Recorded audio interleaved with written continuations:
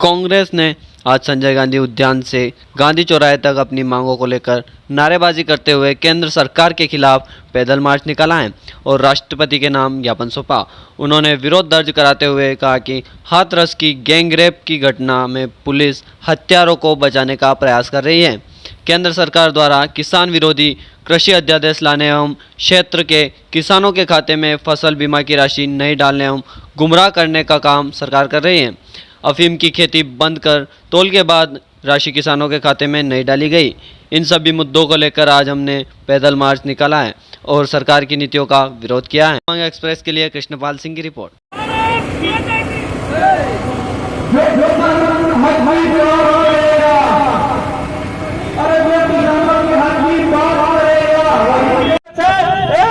सांसद ने हाथरस की बेटी मनीषा के लिए एक ट्वीट करना उचित नहीं समझा। मैं कहता हूँ कि यह हिंदू धर्म के मोदी के सांसद नहीं है, यह हिंदू धर्म के मोदी के गुलाम। इस मामले की निष्पक्ष जांच कराकर दोषियों को फांसी की सजा दिलवाई जाए। केंद्र सरकार द्वारा कृषि अध्यादेश लाया गया। वो भैया भारत माता की, भारत माता की कांग्रेस,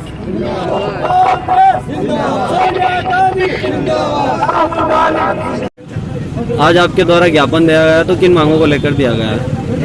देखिए, देश में अराजकता का माहौल है। इस अराजकता के माहौल में जहां एक तरफ इस देश का प्रधानमंत्री नरेंद्र मोदी देश के संसाधनों को बेचने में लगा है, उसे इस बात की चिंता ज़्यादा है कि अब अडानी और अंबानी किस तरीके से अमीर हो पाए। इस बात की चिंता नहीं कि इस देश का किसान कैसे अमीर होगा, इस देश का छोटा व्यापारी कैसे अमीर होगा।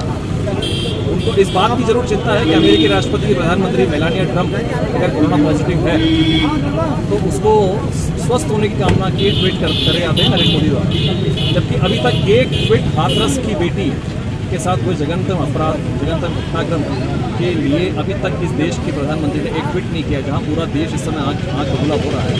इस देश के अंदर ये स्थिति बन गई है, किसान भूखे मर रहा है, छोटे व्यापारियों के व्यापार के धंधे खत्म हो रहे हैं। आज इसी बात को लेकर के आज कांग्रेस जनों ने पैदल मार्च का आयोजन किया था, जिसमें हम लोगों ने अपना विरोध प्रकट किया।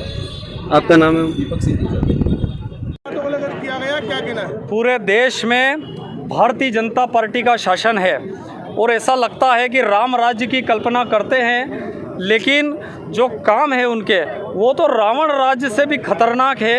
एक हाथरस की बेटी के साथ बलात्कार करके उसको रात में जला देना, ये मुझे ऐसा लगता है कि और वो भी पुलिस के द्वारा। और फिर अगर कोई शोक संवेदना व्यक्त करने के लिए उसके परिवार के पास जाता है तो उसको भी रोकना ये दुर्भाग्यपूर्ण है। और मुझे लगता है कि भारतीय जनता पार्टी का जो चाल चरित्र और चेहरा सबके सामने उजागर हुआ है कि किस तरीके से भारतीय जनता पार्टी बलात्कारी पार्टी बन गई है। इसके साथ साथ आज का हमारा ज्ञापन था कि अन्नदाता किसानों के साथ जो हमारे यहाँ जो अध्यादेश लेकर के मोदी सरकार आई है, कोरोना का बहाना बना करके जो अध्यादेश लेकर के आई और पिछले दरवाजे से अन्नदाता किसानों के साथ जो नुकसान किया जा रहा है, मुझे लगता है आने वाले समय में मंडियां ये लोग पूरी तरह समाप्त कर देंगे।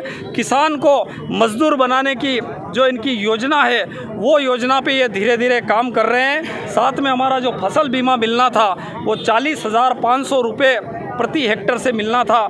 जब कमलनाथ जी की सरकार थी तब ऐतिहासिक जो हमारे यहाँ फसल बीमा भी मिला और इसके साथ साथ बीमे के साथ साथ हमारे क्षेत्र में मुआवजा भी मिला। लेकिन जैसे ही शिवराज सिंह चौहान जबरन मुख्यमंत्री बने हैं तब से लगा करके अभी तक हम देखते हैं तो आज ये आंदोलन के दबाव के कारण उन्होंने कहीं जो 24,000, कहीं 20,000, कहीं 15,000 रुपये उन्होंने डाला है और निश्चित रूप से जो 40,000 मिलना था वो पैसा बचा करके ऐसा लगता कहीं न कहीं कि जो उपचुनाव चल रहे हैं उन उपचुनाव में शिवराज सिंह चौहान वो पैसा लगाएगा।